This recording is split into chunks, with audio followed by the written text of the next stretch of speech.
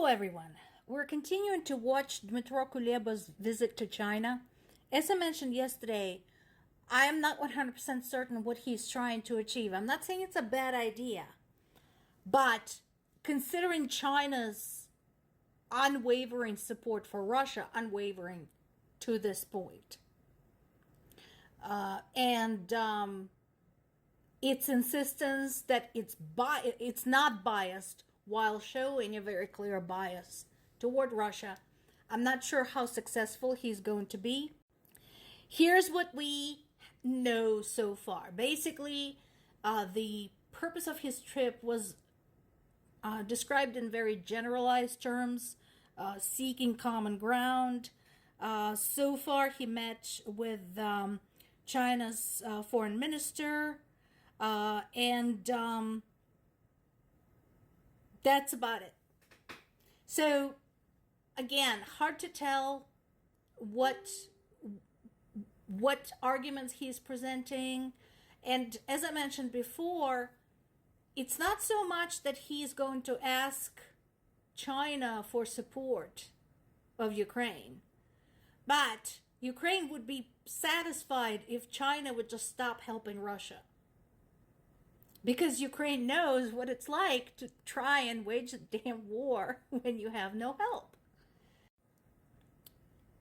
And again, so far the statements that are coming out are very superficial. You know, it's the stuff that we all know, that yes, we want to achieve peace. Yes, we also want to maintain Ukraine's territorial integrity and independence and the ability to make its own decision about its own political and economic development.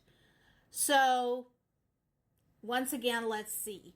And my best theory continues to be that as China, Turkey, and Hungary are vying for the role of the peacemaker in this, Ukraine is just making sure that it's had a conversation with all of them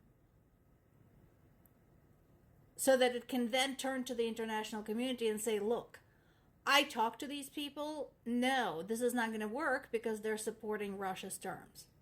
So, more to come on this. I'm sure we'll see more of this. Meanwhile, things are not going so hot for Russia this week. So this has been confirmed by more than one source. This particular screenshot is from CNN, but there are other sources talking about the same thing, including Russia's own sources. So as of right now, Russia is offering people in Moscow a record $22,000 to fight at the Ukrainian front. The question of money has been very, very prevalent as Russia was burning through its human resources during the last 2.5 years. There are some families that are so unscrupulous that they force their young men to go and join the army just so that the family can pay off their apartment or can buy a car or move or whatever. And when the men try to refuse, they're accused of being selfish. So it'd be like that over there. And the $22,000 is the sign-on bonus. So this doesn't include any subsequent salary or any other compensation.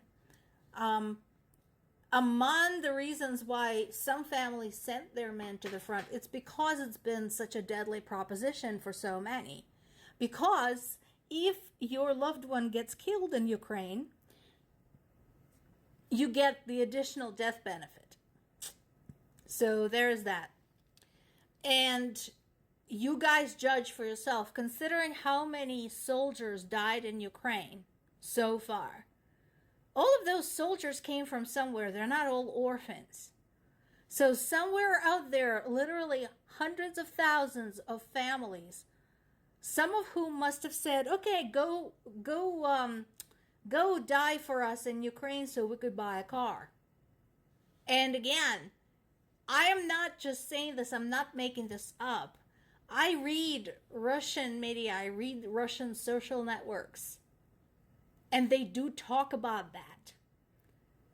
And some of those family members then give tearful interviews saying, well, I'm so proud of my son. He did what was best for the family, and we love Putin, and so on and so forth. It's disgusting. But even with the sign-on bonuses and compensation for injury and death, people are not too anxious to join, particularly this latest pool of folks living in Moscow. They for damn sure never thought that the government would come to them, the privileged people from the capital, more Hunger Games vibes here, to send them to fight in Ukraine with riffraff. Because remember, I told you, they were recruiting non-Russian nationals first, tricking people from other countries to join the army. Then things came down to the Russian nationals, but again, they were from somewhere else. They were from the villages, they were from small towns. From Moscow? No. So I can see why they're not too anxious to jump into the fray, and no amount of money is going to make them do so. They're afraid, and they should be. Case in point. Again, this is Moscow, and this has been confirmed by multiple sources. A Russian military intelligence officer was injured when there was a car bomb again in Moscow. It's not somewhere else. It's not somewhere, in Siberia or somewhere on the outskirts of the country. Smack dab in Moscow. So the car bomb went off and injured this military intelligence officer and another person. The device was unidentified. A criminal case has been opened, but come on. Again, Moscow is a big city. It's, on par, same order of magnitude as New York City. Good luck figuring out who did this. Ooh, and look at this. Another reason why people might not be too anxious to join the army. This is not the first time when Russian soldiers turned against their own officer, their own commander. So what's going on there? A phone call was intercepted from a Russian soldier to his father.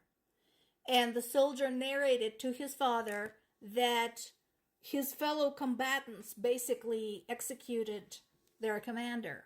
And again, considering conditions at the front, considering the lies, considering the lack of training, lack of equipment, and again, I'm not talking about Ukrainians. I'm talking about the Russian side right now. They are going cookie crazy there right now. And again, they should be. The last but not the least, there is more information coming in about a successful attack against a military ferry. One of the few still left operational along the Black Sea. So what happened there? There was a drone attack against the ferry, and Ukrainians have been warning about this. They have been saying, you guys pulled your ships from the Black Sea, great, but we're going to continue targeting your supply lines. We already know that Kerch Bridge is constantly under threat, and as I mentioned just a few days ago, ferries are dangerous. And I'm sure they're targeted too. So, there is a very easy way to stop all of this. Repeat after me. Withdraw all Russian troops and officials from Ukrainian territory, and it all stops.